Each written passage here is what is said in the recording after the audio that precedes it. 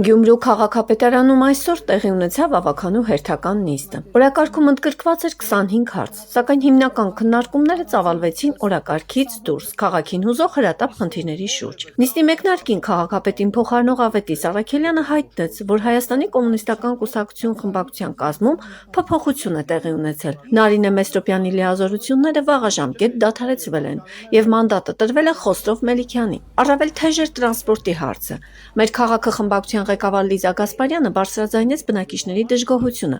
կապված երեկոյան ժամերին տրանսպորտի 30-ից 40 րոպե միջակայքով աշխատելու հետ։ Ցավոք տարիներ շարունակ քաղաքային իշխանության տրանսպորտի բաժնի պատասխանատուների այսպես ձեռքով ուղևորահոսքը տրվել է տաքսի ծառայություններին եւ այսօր այդ նույն պատասխանատուները չեն կարողանում տաքսի ծառայություններից վերադարձնել հոսքը դեպի քաղաք, բայց սա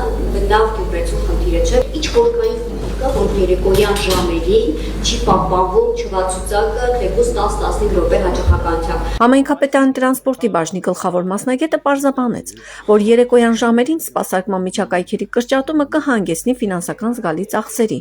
Բացի այդ, ոլորտում առկա է վարորդների պակասի լուրջ խնդիր։ Նիստի ընթացքում կրկին անդրադարձ կատարվեց Գյումրի բերված, սակայն մինչ օրս չշահագործվող էլեկտրական ավտոբուսների տեխնիկական եւ իրավական խոչընդոտներին։ Ավետիս Առաքելյանը պարզաբանեց, որ Գյումրիում արդեն 2 տարի գտնվող էլեկտրական ավտոբուսների շահագործումն ուշանում է իրավական խնդիրների պատճառով։ Գնդակը Վանաձոր համայնքի դաշտում է, որի համաձայնությունն է անհրաժեշտ պայմանագիրը վերջնականացնելու համար։ Ամեն ինչ մեր մոտ պատրաստ է։ Այստեղ միայն հարցը նրանում է, որ իրավական ոլորտում պայմանագիր պետք է վերջնական ստորագրվի, որ մենք այդ վերցնենք։ Մենք էլ մեր առաջարկություններն են կերել, չենք մտնելու նրա տակ, որը մեր ուժերից բարձր է եւ այս պահին չենք կարող կատարել, որ վաղը մյուս օր մեզ չմեղադրեն անկործության մեջ։ 5 ավտոբուսով չի լինի մի երթուղի սպասարկել, 10 նոր էլեկտրական մեքենաներ անդադար հայտարարում եք մրցույթի հետևից էլի չգիտեմ ինչի մասնակիցներ չկան։ Դա էլի լուրջ ամբողջ Հայաստանի Հանրապետության աշխարհին չգիտեմ եթե լիցենզավորված է դա ամեն փաստաթղթերը ունեք, դա է սուբվենցիոն ծրագիր է, եկեք մասնակցեք այդ ավտոբուսի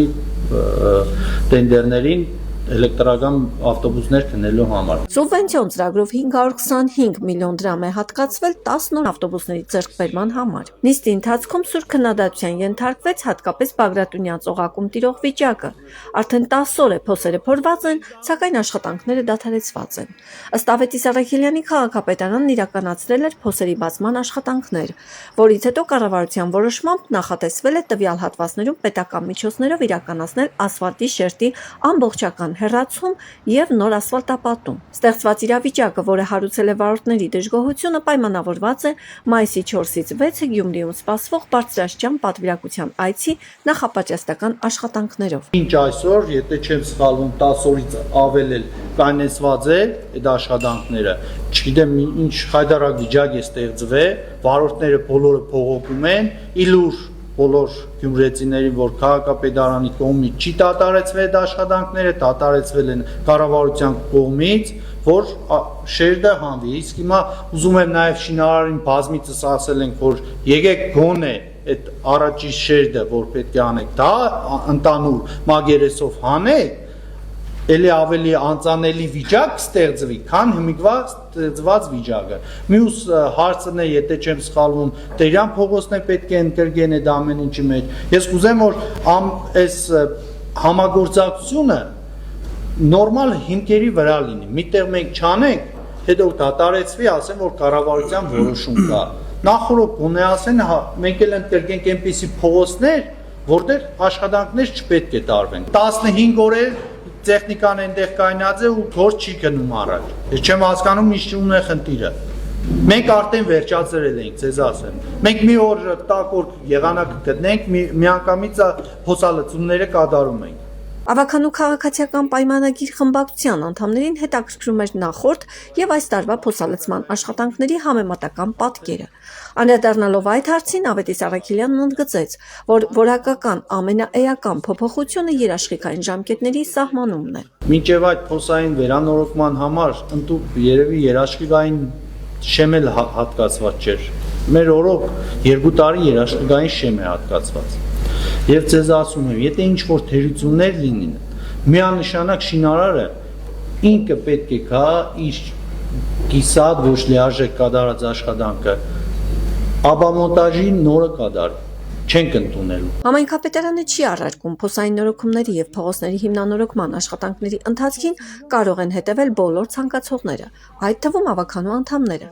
Այս մասին դեռ նախորդ տարի հայտարարել էր քաղաքապետ Վարդան Ղուկասյանը։ Բնակ կոմունալ բաժնի պետ Անջանիկ Չադրյանն իր հերթին հավելեց, որ աշխատանքների որակի տեխնիկական հսկողություն իրականացնող կազմակերպությունը որոշվում է շինարարական մրցույթով եւ հենց այդ կառույցի անմիջական պարտականությունն է հետևել սահմանված չափորոշիչների պահպանմանը։ Գյումրու քաղաքապետարանը քաղաքացիական պայմանագիր խմբակցության ներկայացրեց տեղական բյուջեի միջոցներով կառուցվելիք շների կացարանի նախագիծը։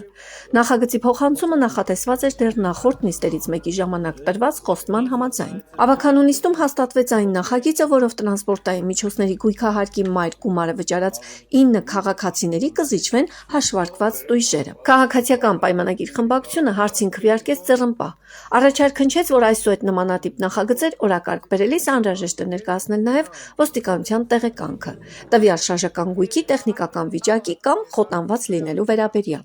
Ավետիս Արաքելյանը հայտնեց, որ քաղաքի 9-ից 10 կետերում աղբամանների մոտ կտեղադրվեն տեսախցիկներ, վերահսկելու աղբը ոչ սահմանված վայրում նետողներին։ Խախտողների նկատմամբ կկիրառվեն վարչական տուգանքներ։ Այսպիսով Գյումրու ավականու նիստն անցավ բավականին բազմաբովանդակ, հստակեցնելով, որ քաղաքի առաջնահերթությունը մնում է տրանսպորտի բարեփոխումն ու ճանապարհների որակի վերահսկողությունը։